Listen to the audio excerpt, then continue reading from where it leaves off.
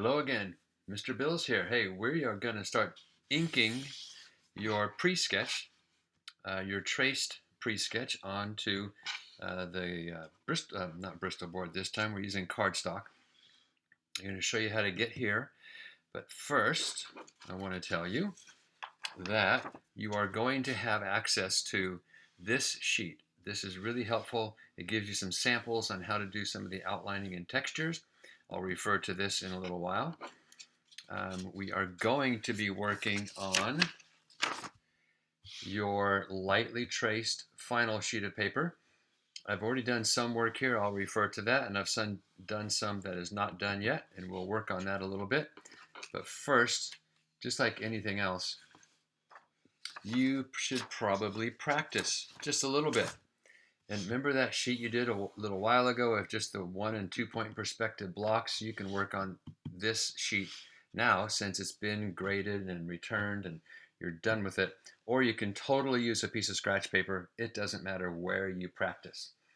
But one thing we're going to do here is talk about dynamic outlines. That's all this video is about. And all you have to do to make a dynamic outline is you change the weight of your line. That means it just gets a little bit thicker and thinner, almost randomly. Sometimes in illustrations, the thicker lines are drawn around things that are more important, and thinner lines are kind of set to the background. This time we're going to do everything with a dynamic line. And here's all a dynamic line is. I'm just going to draw these lines right here. And actually, let me even get a little bit closer so you can see what's going on. Let me hit focus.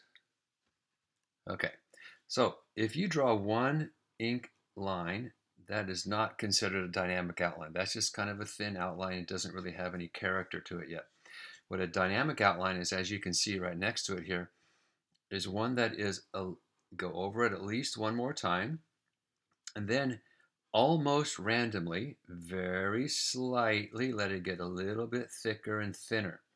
And then even if those two lines are separate, you can just fill it right in. And the nice thing about this is you don't have to be able to draw perfectly straight lines.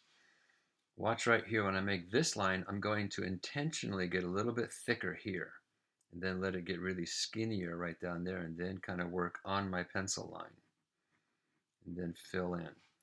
So I could let it get thicker. Here, I'll do one line. I'm going to let this one get thicker in the center and a little bit skinnier on both ends. So it's very kind of random. So I always go over it with one line first, then kind of go back over it, and it's okay if I miss a little bit. And then, now what you don't want to do, here's our little no-no section. When you start making a line, don't make a line like this. Don't make a hairy line. Try to do it in one clean stroke. That's going to work out better.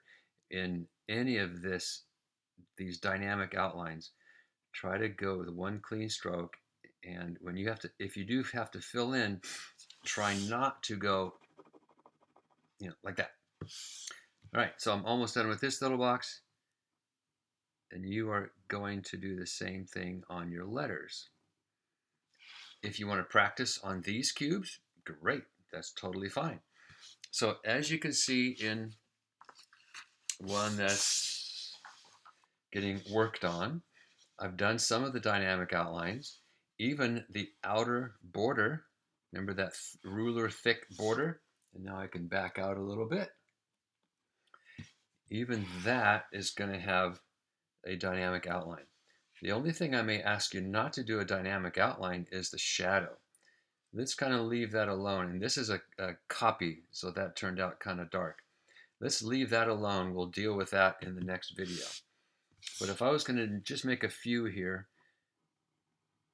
and notice how I turn the paper to make it a more comfortable way for my hand to work. Okay, I turn the paper to make this line, and everybody kind of has to do that differently. And that one's done, that one's done. Now I can work on the H. So all of the outlines need to be dynamic. Now, I want to show you something else, what not to do. Here's our little no-no section. I've had some students draw a line, and then they just go crazy.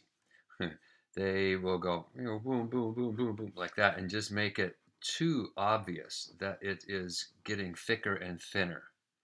Remember, it's it's a kind of a delicate little way to do a dynamic outline. So it's just a little bit off, and it slowly gets kind of thicker and thinner, not like that. That we're going to try to avoid. All right, so that's all you have to do at first. Just work around all of the outlines, also the horizon line, but please do not outline in a dynamic line the shadow. We're going to treat that slightly differently. All right, there you go. Have it that. In the next video, we're going to talk about filling in the values with different textures to make those letters look like there's light coming in from one side. There you go.